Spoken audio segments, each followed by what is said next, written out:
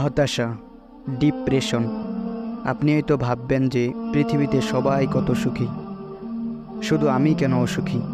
কিন্তু আপনি হয়তো জানেন না, পৃথিবীতে এমন কোনো মানুষ নেই যে ফ্রাস্ট্রেটেড, হতাশ হন নাই, ডিপ্রেশন হন নাই, দুশ্চিন্তা করেন নাই।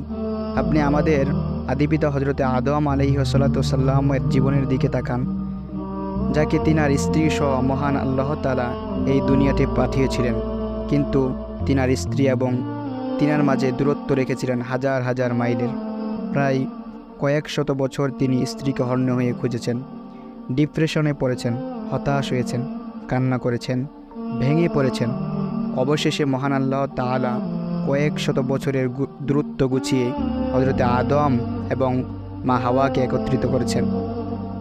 আপনি আমাদের নবী হজরতে নূহ আলাইহিসসালামের কথা চিন্তা করেন, যিনি ৯৫০ বছর ইমানের দাওয়াত দিয়েছেন। কেউ তিনার দিকে ফিরেও তাকাননি। অতঃপর তিনি দোয়া করেছেন আল্লাহ তাআলার কাছে। আল্লাহ তাআলা তিনার দোয়া কবুল করেছেন, তিনাকে সুস্থি দিয়েছেন। আপনি হজরতে আইয়ুব আলাইহিসসালামের কথা চিন্তা করেন, যার পুরো শরীর পোকামাকড়ের খাবার হয়ে গিয়েছিল। তিনার এলাকার মানুষ, সমাজ, পাড়া প্রতিবেশী সবাই তিনাকে দূরে ফেলে দিয়েছিল, কিন্তু তিনি তিনার রবের রহমত থেকে মুখ ফিরিয়ে নেননি। অবশেষে তিনার রব তিনাকে আরোগ্য দান করেছেন।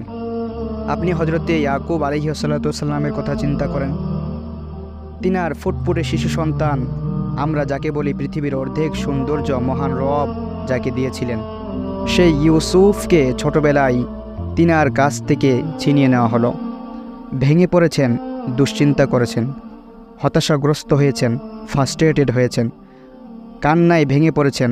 অতঃপর মহান রব তিনার সেই ফুটফুটে শিশু ইউসুফকে মিশরের বাদশা বানিয়ে তিনার বাবা ইয়াকুব আলাইহিসসালামের কাছেই ফিরিয়ে দিয়েছিল।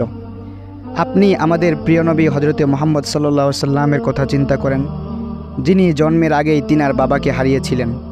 পৃথিবীতে আসার ৬ বছর বয়সে তিনার গর্ভধারিণী মাকে হারিয়েছিলেন। যার কাছে তিনি বড় হয়েছেন, সেই দাদা আব্দুল মুত্তালিবও তিনাকে ছেড়ে মহান রবের ডাকে সাড়া দিয়ে চলে গিয়েছিলেন। তিনার প্রিয়তমা স্ত্রী খাদিজা রাদিয়াল্লাহু তাআলা আনহা তিনাকে ছেড়ে মহান রবের সান্নিধ্যে চলে গেছেন। আমাদের নবী ভেঙে পড়েছেন, দুমড়ে মুচড়ে গেছেন।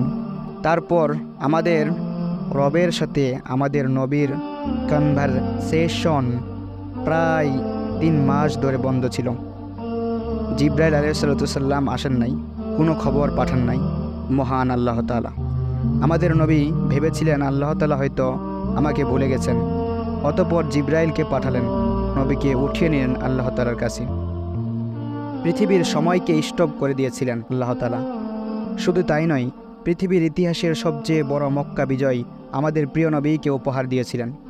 ঐতিহাসিক বদরের যুদ্ধে হাজার হাজার কাফেরদের বিরুদ্ধে আমার নবী ৩১৩ জনকে মহান আল্লাহ তাআলা বিজয় দান করেছিলেন। আমার আপনার ডিপ্রেশন কি হজরতে আদম আলাইহিসসালামের থেকেও বেশি? আমার আপনার কষ্ট কি হজরতে ইয়াকুব, হজরতে আইয়ুব আলাইহিসসালামদের চাইতেও বেশি? আমার আপনার ফ্রাস্ট্রেশন আমাদের নবী নূহ আলাইহিসসালামের চাইতেও বেশি? আমার আপনার দুশ্চিন্তা কি আমাদের নবী হজরতে মুহাম্মদ সাল্লাল্লাহু আলাইহি সাল্লামের চাইতেও বেশি? আমার আপনার কিংবা আমাদের সবার দুশ্চিন্তা মিলেও আমাদের প্রিয় নবী হজরত মুহাম্মদ সাল্লাল্লাহু আলাইহি সাল্লামের উহুদের ময়দানের ১ ঘন্টা সময়ের মুহূর্তের সমানও হবে না। আমরা একটু কষ্ট পেলেই ভেঙে পড়ি, দুমড়ে মুচড়ে যাই, আমরা হতাশ হয়ে যাই, ডিপ্রেশনে পড়ে যাই। অথচ আল্লাহ তাআলা বলেছেন, ফাইন্না মাআল উসরি ইউসরা, নিশ্চয়ই আমি কষ্টের সাথে সুস্থি রেখেছি। ভেঙে পড়বেন না, মহান আল্লাহ তাআলার প্রতি অগাধ বিশ্বাস রাখুন, লক্ষ্য স্থির করুন, সৎ পথে লক্ষ্যের দিকে এগিয়ে যান।